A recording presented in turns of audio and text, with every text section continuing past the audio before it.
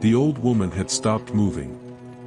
She stood in the middle of Front Street with her hands pressed flat against her sides, the way people stand when they've been frightened so many times they've stopped trusting their own instincts. Her shawl had slipped. She didn't fix it. The man in front of her was named Decker Cole. He had 3 inches on her and 40 pounds, and he was using both. His hand was around her wrist. Not tight, he'd learned that tight left marks. Just enough. 2 choices, he said, low enough that the people on the boardwalk could pretend not to hear. Pay what's owed, or we have a different kind of conversation. She said nothing. Her eyes moved past him, not to anyone in particular. Just looking for somewhere to focus that wasn't his face. Let her go. She heard you. Cole turned. He stood on the near side of the street. Duster dark with trail dust. Hat brim level. Hands at his sides, and that was the part that was wrong. Wrong in the way that pulled the skin tight across Cole's arms. "This ain't your business," Cole said. "It is now. You know who I work for." The man tilted his head, barely. "Does he pay your doctor bills?" Cole let go of the woman's wrist. Not because he wanted to. Cole's companion moved a half-step closer to the door, not blocking it, just repositioning. Nervous. That was useful information. "You think this ends here?" Cole said. "For you?" "Yeah." He didn't move. Didn't reach. Just looked at Cole steadily. "Relax, old woman. Those cold-eyed are dead. They just don't know it yet." Cole's jaw tightened. His hand drifted toward his hip. "Do that," the man said, "and I'll show you what I mean." 2 seconds of held breath in the room. Then Cole's hand came back to his side. Slowly. 3 days earlier, he hadn't planned to stop in Dodge City at all. The West had no shortage of men like Cole. What it lacked was men willing to stand against them. Subscribe, new story every week. He'd been riding the Arkansas River line for 4 days when his horse threw a shoe outside of Spearville. The nearest town with a proper smithy was Dodge. He rode in slow, the horse favoring its left foreleg, and tied up outside the livery without looking at anyone. That was his habit. He didn't study faces until he had to. Men who looked too carefully at strangers were usually hoping to find someone specific, and that was a different kind of trouble than the one he had. The farrier's name was Hobart, and he was honest about 2 things. The shoe would take an hour, and the town had changed. Changed how, the man said. Not a question. Hobart answered it anyway. Man named Aldous Greer bought out the land office 6 months ago. Half the businesses on Front Street pay him a cut now. The ones that don't, Hobart shook his head and went back to the shoe. The man waited. Hobart set down his file. Abel Marsh. Ran the feed store 30 years. Wouldn't pay. Found his place burned to the ground in April. Abel's living in a tent outside of town. 62 years old. Marshall. Greer owns him too. He walked out of the livery and down the length of Front Street without hurrying. The town had the surface of any other, noise from the saloon, women moving between storefronts, horses at the rails. But underneath, something was held tight. You could feel it in the way men didn't make eye contact. The way a conversation died when someone walked past who didn't belong to it. The way shopkeepers watched the street with the particular kind of attention that has nothing to do with commerce. He stopped at a bakery near the end of the block. The sign above it was hand-painted and a little faded, Elsa Vane, breads and pies. The window had a crack in it, patched with a strip of cloth from the inside. He went in.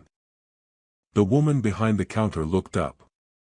She was past 60, maybe past 65, with hands that had worked flour for decades and eyes that had been running numbers on how much longer she could keep going. She had the kind of face that had been handsome once and had become something better, something more particular, more worn into the shape of who she actually was. "Sitting or taking?" she said. "Taking. Something with apple, if you have it."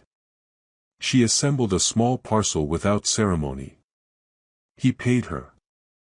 He noticed the tin on the shelf behind her, the kind people use for collecting payments, was nearly empty. Not recently emptied. Scraped out over time. He didn't mention it. He took his parcel and left. He ate standing at the rail outside and watched the street. 20 minutes was enough. First, Decker Cole and two men who worked alongside him moved between businesses at a regular interval, not random, not aggressive in its appearance, just reliable. A tax collection no one had voted for. Their route was habitual. Cole moved the way men do when they've stopped expecting resistance. Like a wheel in a groove. Second, most shop owners paid without argument. A few paused. None refused. Third, Cole skipped the bakery on the first pass. That evening, he took a room above the hardware store. The saloon had more beds, but the hardware store owner, a man named Briggs, was not on Greer's list. $2 a week, a window facing the street, a door that opened inward. He paid for 3 nights. He slept the way he always slept, close to the surface, where sound came through. An hour before first light, he heard boots on the stairs. 2 sets, slow and deliberate, placed with the specific care of men who knew how wood creaked. He was against the wall beside the door before they reached the landing. They didn't try the knob. They stood outside it for about 20 seconds, listening, he guessed, for the particular sound of sleeping, and then the boots went back down. Scouts. Not killers, not yet. Someone wanted to know where he was before deciding what to do about him. He dressed and went out the back. In the gray hour before the town woke, he sat behind the livery with his horse and thought about what he'd learned and what he was going to do about it, which was nothing, because it wasn't his town and it wasn't his problem and he was here for a shoe on a horse. He told himself that. The horse snorted and looked at him sideways. "Don't," he said. By 7 he was back in the bakery. Not for apple this time. He ordered coffee and sat at the small table near the cracked window. Elsa Vane brought it without asking why he'd come back. She wasn't a woman who asked things she didn't need answers to. He drank his coffee and watched the street and let the silence sit between them until she was ready to fill it. She was wiping down the counter when she said, without looking at him, "You planning to stay long?" "Depends." She didn't ask on what. She finished wiping and folded the cloth over the edge of the basin. "Cole comes by on Thursdays." "I know." She turned and looked at him then, properly. The way someone looks at a thing they're deciding whether to trust. She was good at reading men, he thought. A lifetime of watching people come through a door and order bread had given her a particular kind of clarity about what people were. "You're not a lawman," she said. "No. But you're something." He wrapped both hands around the tin cup. "I'm someone who doesn't like Cole. A lot of people don't like Cole. They pay him anyway." "How long have you been paying?" Something moved across her face, not shame, exactly. Something older and more settled. 4 months. "And before that?" "Before that," she said quietly, "I told him to go to hell." He looked at her. "He came back with 2 men and a box of my husband's tools," she said. Her voice was flat, measured, the voice of someone who has told themselves a story enough times that the telling no longer breaks them, but hasn't forgotten what it cost. "Herman's been gone 11 years. The tools were all I had left of his hands. What did they do with them? Nothing. Just put them on the counter so I could see them. Picked them up, set them down. Didn't touch them after that. She paused. That was the point. He finished his coffee and set the cup down carefully. Pay him today, he said. She blinked. What? Whatever he asks, the full amount, no argument. Don't look at me when he comes in. Don't mention this conversation. Her jaw set. I didn't ask for. I know you didn't. He stood. You've got a right to tell me to walk out and handle it yourself. But if that's what you want, say so now, so I know where things stand. A long moment. The morning light came through the cracked window and lay across the floor between them in a narrow strip. Why? She said. He picked his hat up from the table. Because they put Herman's tools on the counter to make you feel small. And I don't care for that. He was out the door before she could answer. Cole arrived at 10:30 with one man alongside, the other was elsewhere. He moved with the ease of someone who had never been told no twice and no longer checked for it. His companion carried a leather satchel, the kind with a brass clasp that stayed polished because its owner thought it mattered. He watched from across the street, leaning against a post. Cole went into 3 shops before the bakery. All 3 paid quickly. He timed it. Never more than 2 minutes inside. The bakery took longer. He crossed the street and pushed the door open. Elsa Vane was behind the counter with her hands flat on the wood. Cole was in front of her, his hand around her wrist, not tight, saying something the man hadn't caught. The companion stood near the door with the satchel, weight shifted forward. He didn't need to hear what Cole had been saying. She heard you, he said. What happened next was a calculation. He'd seen it before, the look men like Cole did automatically, fast and practical. How dangerous is this one, and can I make him back down, and if I can't, what does that cost me? Cole's calculation was taking too long. That meant he already had his answer. This ain't your business, Cole said. It is now. You know who I work for. He tilted his head, barely. Does he pay your doctor bills? Cole let go of her wrist. His companion took a half-step back toward the door. Nervous. That was worth remembering. You think this ends here? Cole said. For you? Yeah. He didn't move, didn't blink, didn't shift his weight. Relax, old woman. Those cold-eyed are dead. They just don't know it yet. Cole's hand started toward his hip. Do that, the man said quietly, and I'll show you what I mean. 2 seconds. 3. Cole's hand came back to his side. Slow and deliberate, so it didn't look like what it was. You made yourself an enemy today, Cole said.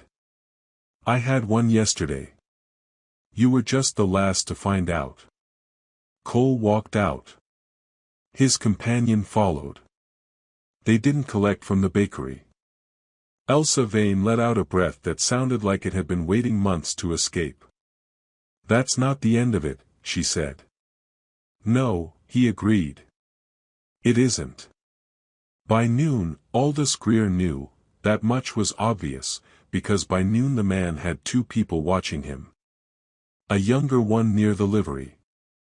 An older one, experienced, sitting in the mouth of the alley beside the land office with a hat over his face and his boots crossed at the ankle. The young one he wasn't worried about. The older one he was. The older one hadn't moved in an hour. He was the kind of patient that meant something. He went to the land office at 1 in the afternoon, directly, without pretending to be doing anything else. The man by the alley watched him go in but didn't follow. Aldous Greer looked nothing like what he'd expected. Mid-50s, soft-spoken, dressed in a kind of suit that didn't belong on the frontier except that it did, because he'd made this his frontier. He had the face of a man who had learned early that the most effective threat is the kind that sounds like an observation, and practiced it until the difference disappeared. He looked up when the man entered. Didn't offer a chair. Cole told me about you, Greer said. Cole doesn't know anything about me. That's the problem. Greer studied him with the particular patience of a man who believed time was always on his side. What's your name? Doesn't matter. Everything matters. Greer set down his pen. Elsa Vane owes back rent on the building she operates in. 12 years of it, technically. I purchased the deed when I bought the land office. The previous owner charged below market. I'm simply correcting that. You're asking her to pay rent on 12 years she's already paid someone else. I'm asking her to pay the difference between what she paid and the fair market rate. It's a legal matter. You're not a lawyer. No. But I have one. He looked at Greer across the quiet office. Soft hands. Clear eyes. No visible weapon, which didn't mean there wasn't one. It meant Greer was precise about what he showed. How many people in this town have you done this to? The man said. I've done nothing to anyone, Greer said. I've enforced agreements that existed before I arrived. And Cole? And the men you have watching me right now? Are they part of the agreement? Greer smiled, just barely, just enough to acknowledge the question without answering it. Cole is employed by me. What he does in his personal time is his own affair. He stood for a moment in the quiet. He could feel the shape of it clearly now. Greer was insulated, Cole did the visible work, the paperwork held it up, the marshal looked the other direction. Any direct move against Greer would be answered by the law, such as it was. And Greer knew he'd already figured that out. I'll be watching, the man said. I imagine you will, Greer said pleasantly. He walked out. The older watcher in the alley had moved, he was across the street now, in the open, not bothering to conceal it. Making a point. The younger one was gone entirely. He spent the afternoon moving through the town without appearing to have a destination. He talked to Hobart again. He paused at the newspaper office long enough to read the sheets posted in the window, back issues, all of them. He found Briggs outside the hardware store and learned, in 3 minutes of quiet conversation, that he was not the only man in Dodge who had decided he was tired of being squeezed, only the first one to say so out loud. There were 2 others. Marta Fenn at the dry goods. A man named Ordway who ran the newspaper. Ordway had printed something a month ago, something that gestured toward the truth of how Greer operated. Cole had visited him afterward. Ordway had printed a retraction the following week. Where's Ordway now? The man said. Still here, Briggs said. Quieter. He went back to his room above the hardware store as the light was going. He sat on the edge of the bed with the window open and the sounds of the street filtering up and the weight of a decision he hadn't finished making pressing lightly on his chest. He had no stake in this town. He had a code, and part of that code was that he didn't take from people who had nothing left. He'd already applied it. He'd stepped in with Cole, and that was done. But there was a distinction, thin, maybe, but real, between not taking from people and fighting their war for them. Elsa Vane hadn't asked him for more than he'd given. And yet he kept thinking about the tin on the shelf. Scraped out over time. And Herman's tools on the counter, picked up and set down, so she'd understand what could happen. He was still thinking about it when Elsa Vane knocked on his door at 6 in the evening. He was beside the wall before the knock finished. Come in. The door opened. She looked at where he was standing and didn't react to it. She'd probably expected it. Greer sent a man to the shop this afternoon, she said. After you left the land office. Different man, not Cole. What did he say? That the matter of back rent had been reviewed. That my current payment schedule would be extended. She paused. At double the rate. He said it with a smile, she added. Like he was offering me something. He said nothing. She stood straight, the posture of someone who'd been holding herself upright through bad news for long enough that it had become structure. I came to tell you something I should have told you this morning. He waited. Herman wasn't just the bakery, she said. Before he died, he was the town recorder. He kept land deeds, transfer documents, financial filings.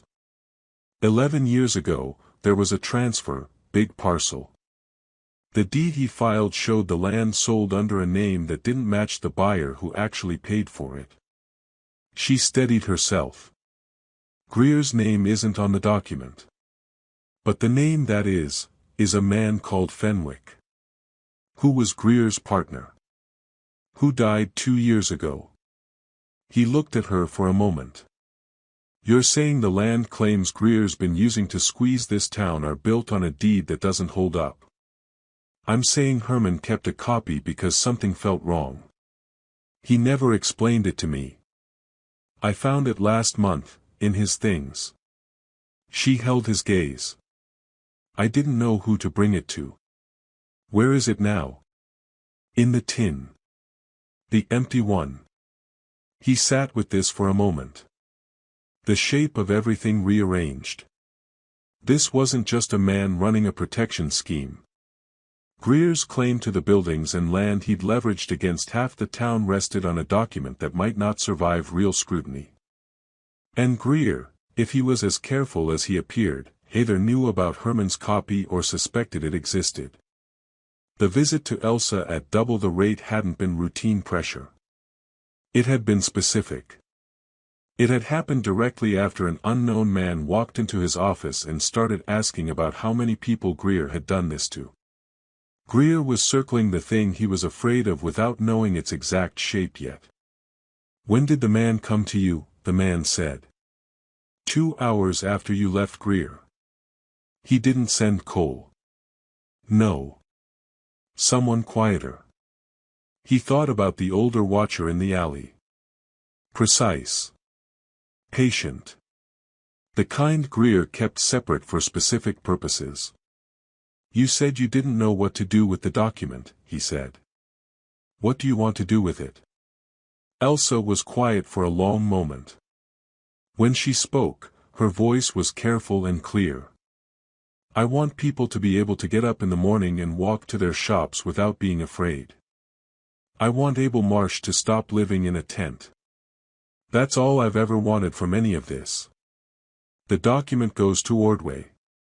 He prints it. Once it's public, Greer can't make it disappear. Ordway printed once already. Ordway printed alone. That's not the same situation. She looked at him. Measuring something. You'd back him? I told you I don't like Cole. He held her gaze.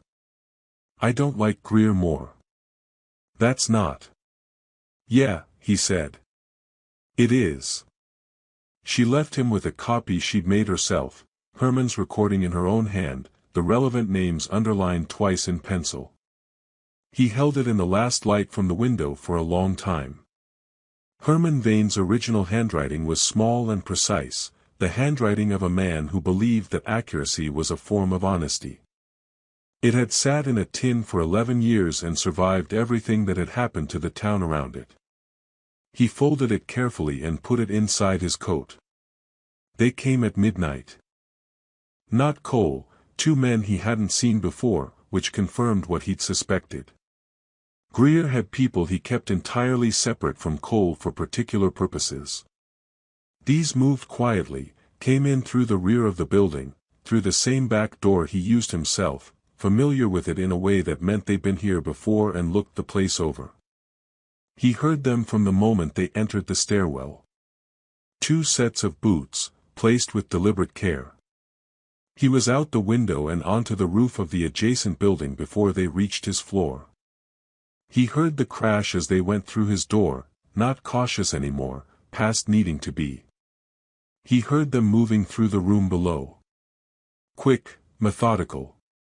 Not angry. Searching. Moving furniture, checking beneath the mattress, running hands along the floorboards. They were looking for a document. He stayed on the roof for 20 minutes. Then they left the same way they'd come, out through the back, unhurried, professional. Quiet in the way that costs money to hire. He waited another 10 minutes. Then he went back in through the window. They'd taken nothing. There was nothing there to take. The document was inside his coat, and his coat was on him. He sat on the edge of the stripped bed in the dark and went through the next 12 hours the way you work through a hand of cards, not hoping for better ones, just deciding what to do with what you have. The options had narrowed. Greer would try again, harder, and next time it might not be a search. And if he moved against Greer directly before the document was public, before there was something to look at, something other people could point to and verify, Greer would simply call it a fabrication. The marshal would handle the rest. The only move that worked required Ordway. He went to the newspaper office at 5 in the morning. Ordway was already there. Printers often were, the press had its own schedule, its own logic, indifferent to everything else. Ordway was thin, mid-40s, with ink on his fingers and the particular caution of a man who had said a true thing out loud once and paid for it and had been trying to decide ever since whether the price was worth it. He looked at the man in his doorway without surprise. Threatened people stopped being surprised by unusual things. They just assessed them. "You're the one who stopped Cole," Ordway said. "I need to borrow your press." Ordway read the document. Then read it again. Set it on the compositing table and looked at it from a few inches further away, as if distance would change what it said. "You know what happens if I print this," Ordway said. "Yes. Cole comes. Or men worse than Cole." "Yes. And you'll be here when they do?" He looked at Ordway steadily. "I said I'd back you. I won't say it again." Ordway's hands weren't entirely steady. But they were steady enough to do the work. He nodded once, picked up the document, and went to the press. "Give me 2 hours," he said. The man went outside and sat on the step of the building across the street and watched the town come awake. He watched a lamp light up in Marta Fenn's dry goods. Watched Briggs unlock the hardware store and sweep the step and pause, when he saw the man sitting across the way, and give one slow nod. Watched the marshal's office stay dark. Word moved the way it always moved in small places, sideways and fast, between people who'd been quietly waiting for a reason. By 8, Ordway's press had run 200 copies. By 9 they were in every shop on Front Street, on every counter where people paid for things and counted their change and wondered how much longer they could hold on. By 10, Aldous Greer knew. Cole came first, of course he did, that was what Cole was for, with 3 men this time and the particular anger of someone whose arrangements are coming apart at the seams. Not just personal anger. Something closer to panic dressed as fury. The man was standing in the middle of Front Street when they came out of the land office. Just him. In the open. Hands at his sides. Cole stopped 20 feet out. The 3 men spread to his flanks, not tactical exactly, more like filling the space around Cole because they didn't know what else to do. "You put that story out," Cole said. Ordway put it out. "Don't play that with me. I'm not playing anything." He kept his voice level, unhurried. "The document is real. Herman Vane recorded it 11 years ago. Greer can call it false, but he'll have to do it in front of people who can read. You have no idea what you've stepped into, Cole said. I have a reasonable idea. Cole looked at him, really looked, the way he hadn't done that morning in the bakery when he'd still thought this was manageable. He was doing the calculation again. But the variables had changed. The man in front of him wasn't scared, wasn't calculating, wasn't shifting his weight or checking his angles. He'd already done all of that. He was just standing there, waiting for whatever came next, and that was the thing Cole couldn't read his way around. Greer's leaving town, said a voice from the boardwalk. Everyone looked. Briggs, standing outside the hardware store. Not armed. Just standing there. His horse is saddled at the livery, said Marta Fenn, from across the street. It was true. Greer had made the calculation that Greer always made, the practical one, the one without sentiment. The document was out. The town was watching. The marshal, whose allegiance was rented rather than owned, had not appeared. And the unknown man in the street had demonstrated, without drawing, that he was not something Cole had a formula for. Greer knew an indefensible position when he was standing in one. Cole stood in the middle of the street with 3 men and no orders and the ground shifting underneath him. You draw on me, the man said quietly, the first one is you. Cole's jaw worked. His eyes moved to the boardwalk, Briggs, Marta Fenn, a few others now, standing in the open. Watching. Not hiding anymore. This ain't finished, Cole said. For you it is. Same as I told you the first time. Cole held for another beat, the beat where a man measures pride against survival and finds a number he doesn't like but can accept. Then he turned and walked back toward the land office. His 3 men followed without looking at each other. They were gone within the hour. All of them, Cole, the quiet professionals, the man who'd smiled at Elsa Vane, all of them gone as if the town had been a jacket they'd decided wasn't worth keeping. Greer rode out before noon, alone except for one companion, without ceremony or backward glance. Clean exit. He was practical that way. The marshal reappeared in the afternoon, newly concerned with the rule of law. Statements were taken. The document went to the county seat by end of week. The legal machinery would take months, and it wouldn't be clean, and not everything that had been taken would be returned. Abel Marsh was still in a tent outside of town. The cracked window in the bakery still had a cloth patch. But the mornings were different now. That was something. He found Elsa Vane sitting at the small table near the window with 2 cups of coffee, one hers, one across from her, like she'd known the timing. He sat down. She wrapped her hands around her cup. Herman would have been glad, she said. He didn't answer. Not because it wasn't true. Because some things didn't need answering. He kept that document because he thought someone might need it someday, she said. He just didn't know who. He looked out the window at Front Street, moving ordinarily now, or as close to it as a town could get after months of held breath. The particular tightness in the air was gone. Not entirely healed. Greer had built things here that would take time to undo, and some of what he'd taken, the feed store, the 30 years of it, wouldn't come back. But the weight was off. Your horse's shoe, Elsa said. Should be done. Will you stay? He drank his coffee. Set the cup down. Stood and picked up his hat. No, he said. She looked at him from the table. Not with surprise, she'd expected it.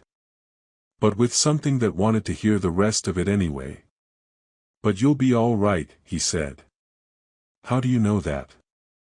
He looked at her, at the hands that had worked flour for decades, and the eyes that had been running their arithmetic on how much longer she could hold on, and the woman who had kept a dead man's careful handwriting in a tin for 11 years because something in her had known it mattered even when she didn't know why.